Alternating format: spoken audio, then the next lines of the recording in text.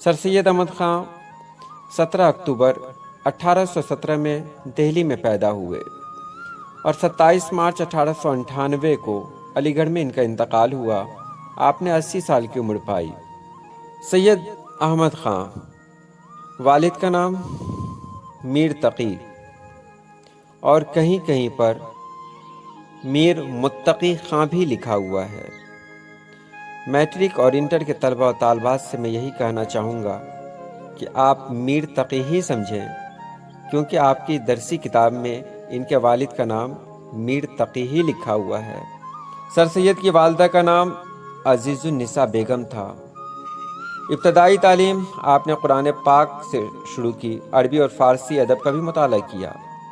سر سید احمد خان ایک نبیل گھرانے میں پیدا ہوئے جس کے مغل دربار کے ساتھ مضبوط تعلقات تھے۔ سر سید نے قرآن اور سائنس کی تعلیم دربار میں ہی حاصل کی، جس کے بعد یونیورسٹی آف ایڈنبرگ نے انہیں قانون میں ڈاکٹریٹ کی اعزازی ڈگری عطا کی۔ 1838 میں ایسٹ انڈیا کمپنی میں ملازمت اختیار کی اور 1867 میں وہ چھوٹے مقدمات کے لیے جج مقرر کیے گئے۔ 1859 میں سر سید نے مراد آباد میں گلشن اسکول، 1863 میں غازی پور میں وکٹوریہ اسکول، 1864 میں سائنس سوسائٹی قائم کی، 1875 میں محمدن اینگلو اورینٹل کالج جو جنوبی ایشیا میں پہلی یونیورسٹی بنا، جو آج علی گڑھ مسلم یونیورسٹی کے نام سے مشہور ہے، کی بنیاد ڈالی۔ آپ کی کتابوں کے نام ہیں رسالہ نمیقہ، تاریخ ضلع بجنور، اسباب بغاوت ہند، خطبات احمدیہ، تفسیر القرآن۔ جنگ آزادی ہند کے بعد آپ کو آپ کی خدمات کے عوض انعام دینے کے لیے ایک جاگیر کی پیشکش ہوئی، جسے آپ نے قبول کرنے سے انکار کر دیا۔ 1857 میں آپ کو ترقی دے کر صدر الصدور بنا دیا گیا اور آپ کی تعیناتی مراد آباد کر دی گئی۔ 1862 میں آپ کا تبادلہ غازی پور ہو گیا اور 1867 میں آپ بنارس میں تعینات ہوئے۔ سر سید احمد خان نے ہندوستانی مسلمانوں کو جمود سے نکالنے اور انہیں باعزت قوم بنانے کے لیے سخت جدوجہد کی۔ آپ ایک زبردست مفکر، بلند خیال مصنف اور جلیل القدر مصلح تھے۔ سر سید نے مسلمانوں کی اصلاح و ترقی کا بیڑا اس وقت اٹھایا جب مسلمان زمین تنگ تھی اور انگریز ان کے خون کے پیاسے ہو رہے تھے۔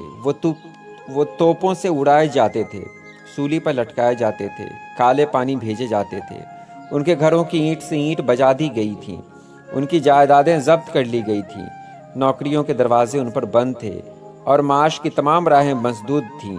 وہ دیکھ رہے تھے کہ اصلاح احوال کی اگر جلد کوشش نہیں کی گئی تو مسلمان سائز، خاصہ ماں، خدمت گار اور گھاس کھودنے والوں کے سوا کچھ اور نہ رہیں گے۔ سر سید نے محسوس کر لیا تھا کہ اونچے اور درمیانہ طبقوں کے تباہ حال مسلمان جب تک باپ دادا کے کارناموں پر شیخی بگھارتے رہیں گے اور انگریزی زبان اور مغربی علوم سے نفرت کرتے رہیں گے، اس وقت تک وہ بدستور ذلیل و خوار ہوتے رہیں گے۔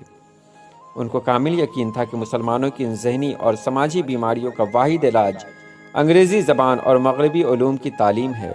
اس مقصد کو حاصل کرنے کی خاطر وہ تمام عمر جد و جہد کرتے رہے۔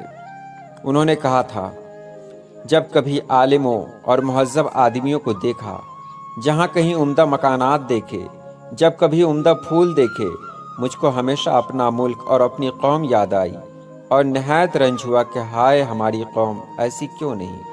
سر سید نے زیادہ زور جدید تعلیم پر دیا۔ ان کی سمجھ میں یہ بات آ گئی تھی کہ جدید تعلیم کے بغیر مسلمانوں کا مستقبل بالکل تاریک ہے۔